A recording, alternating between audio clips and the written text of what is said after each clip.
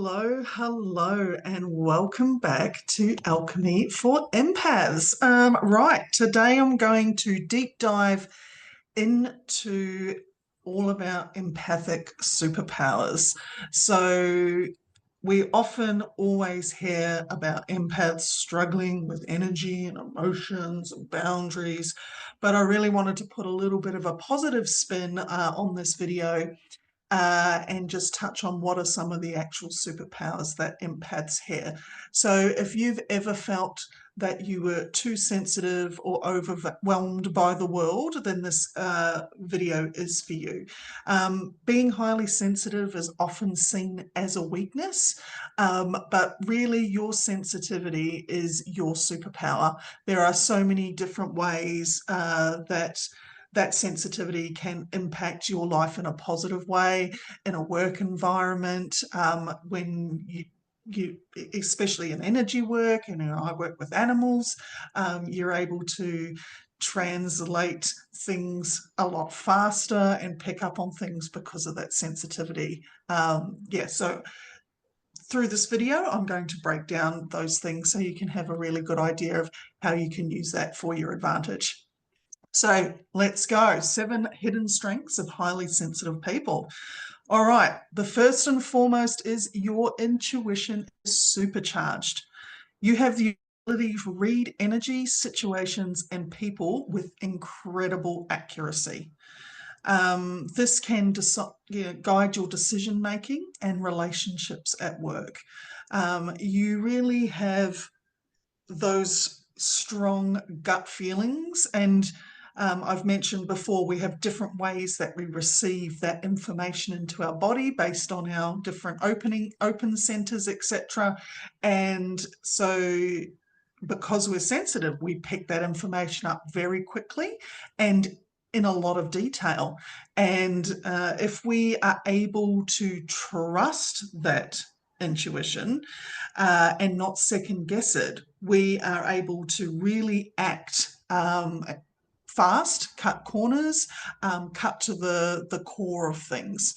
And yes, the learning to trust your intuition is the really challenging bit. We have a beautiful ego in our brains. I give mine a name.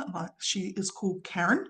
And Karen likes to keep me safe, and but also Karen can be a little bit nasty sometimes and tell me horrible things, and so I'll just tell Karen a lot of the time, go have a cup of tea and sit down in the back there while I'm doing my work. I need to just check in with my soul, with my gut feelings right now. So if you can quieten that ego and really tap into what's within your heart and not your head, and get that out of the way, you're more able to flex and get that intuition muscle a lot stronger. And it's something that you do have to work on. It'll start out as a little whisper, and then it can be anything that's like a roaring, like obvious don't go down that alleyway kind of situation within your body. And it's learning to know how it feels within your body. And being highly sensitive, you'll be able to pick up on those feelings a lot easier in your body. All right, number 2, we have healing hands and heart. You might have often had people say, oh, your touch is just so wonderful. Just being around you just feels so natural and it's so nurturing. You feel like a safe place to come home to. We have a natural ability to bring comfort, healing, and transformation to people. And a lot of empaths and practitioners go into a lot of practitioner fields because we have that ability. So it can be through touch, it can be through the spoken word, how we channel what we say and how we say it. Even our presence and animals can feel better around you. One thing that really indicated to me about one of my superpower was that presence. Oh, Kari, I'm always just so calm when I'm around you. I even have people when they don't know I'm an energy worker, and like, because every dog I see on the street, I need to go say hello, and they're like, oh, dog's just suddenly so calm. I don't understand why. And that is because the presence that I have and the work that I've done on myself that is translating through to the animal, and they become calm and relaxed because of it. So we need to make sure that we do protect our energy so we're not absorbing others' pain. And, you know, I've touched on those and will in future videos, different ways around that, but it makes it really important so that we're not transferring that across. Right, number 3, we're emotional alchemists. What is that? So we have the ability to transmute heavy emotions into wisdom and power. Our systems are working in overtime to process emotions, not only our own, but the others that we're picking up from others. And once we work with that sensitivity, we have lots of different ways and methods that we can discharge and shift that energy.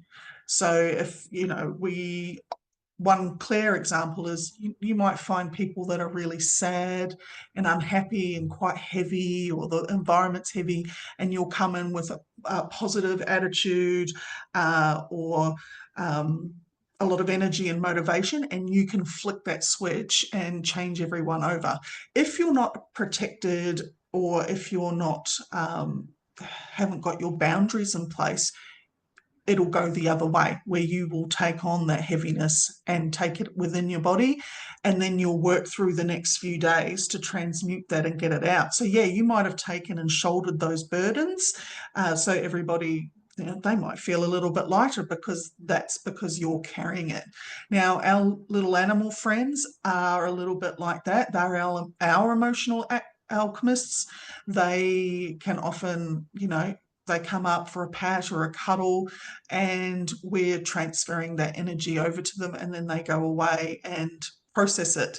Now, animals are very good at doing that, but sometimes it gets stuck, and then that's why we see different behavioral problems come out when that energy gets stuck. So same that happens to them can happen to us, but we just need to work on those emotional boundaries so we avoid burnout. So we don't want to put ourselves into those situations, say no, or prepare yourself if you're going to go into a situation, if you know that it's going to be particularly challenging, where you're taking on lots of emotions of other people, to give yourself more self-care and space to process that, to nurture your nervous system and your body.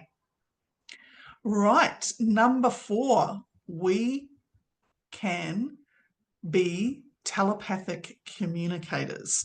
So I know this one's a little bit out there, but we pick up on what people are not saying.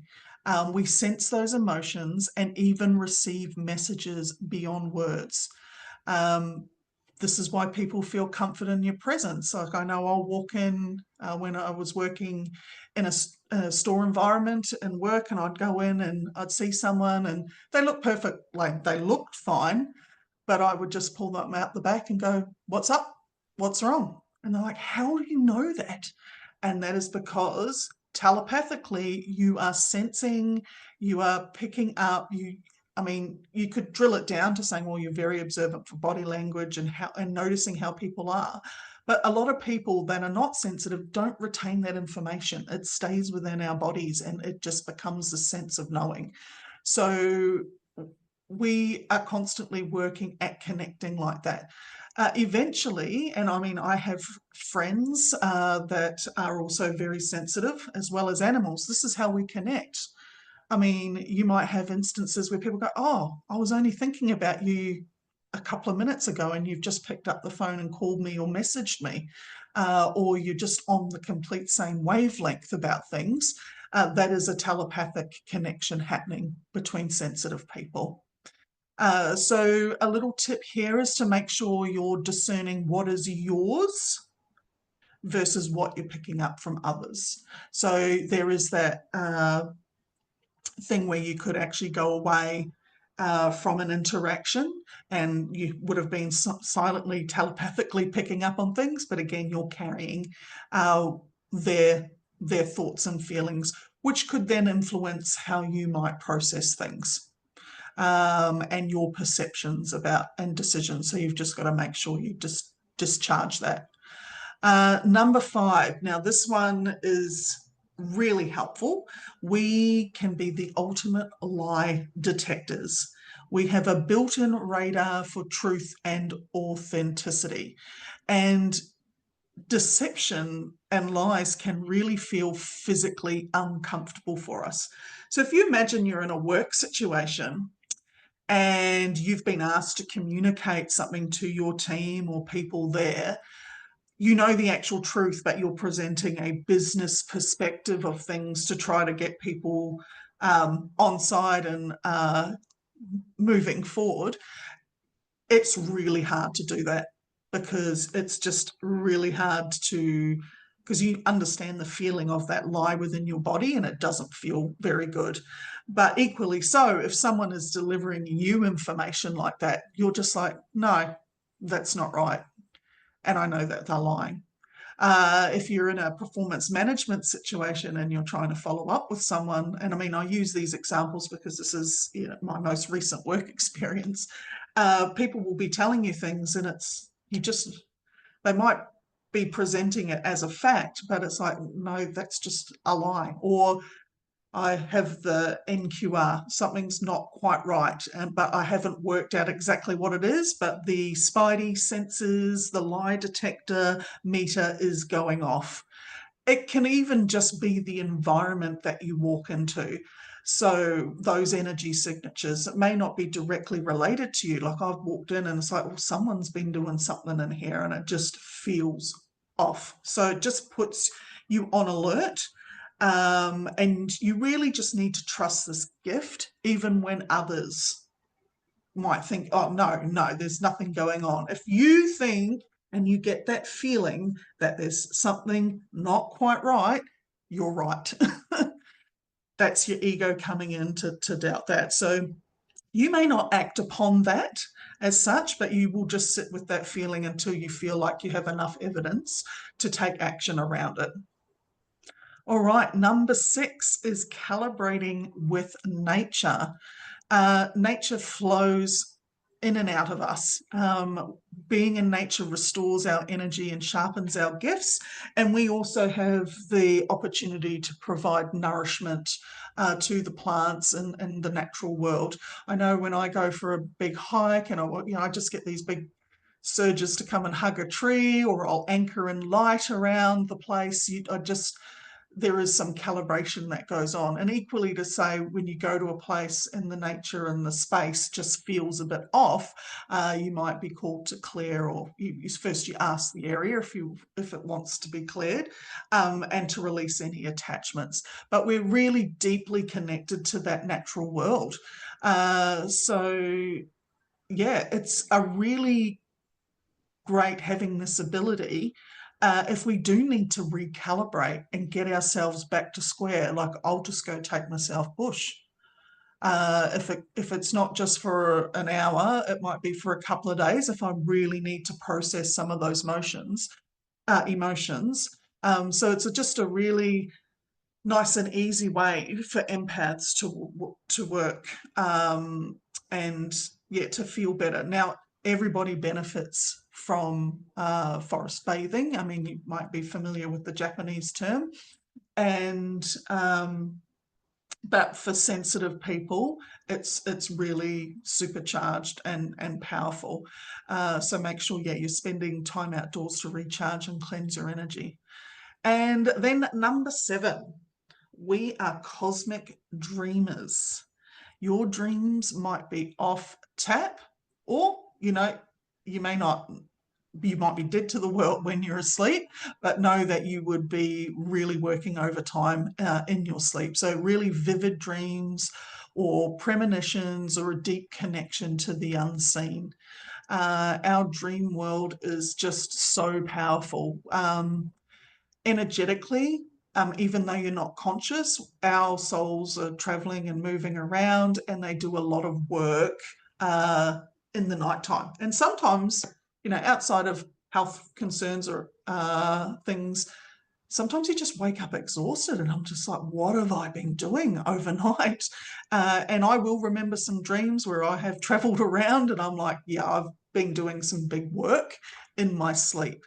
But it also gives us the ability to imagination, like really great manifestors, because we're able to draw on our imagination and create the worlds that we want to step into, because we are so sensitive to the vibrations and everything around us. We can pull those together and create a dream thread or a timeline in which to go forward with. So we can have very strong visualizations and connect with that future sense to be able to manifest things a lot quicker. And this is just such a super powerful talent to have as a sensitive person.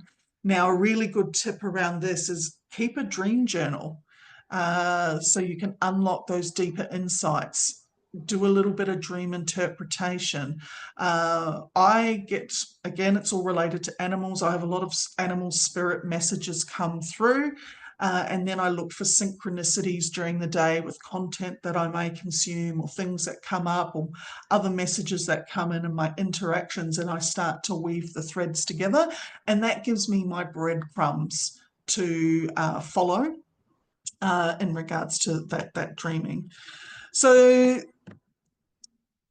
yes, while there are challenges as an empath for us to work through, we do have a lot of gifts. And this is just a little brief snapshot of some of those that we have available to us. So sensitivity is a gift.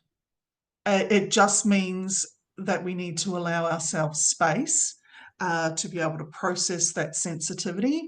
And we just need to have a lot of real self-love to honor ourselves, to give ourselves that space when we need it. I know I need a lot more alone time than a lot of people. And yeah, I may not necessarily, well, I do consider myself an introvert, but I may not necessarily be an introvert, and you may not be an introvert.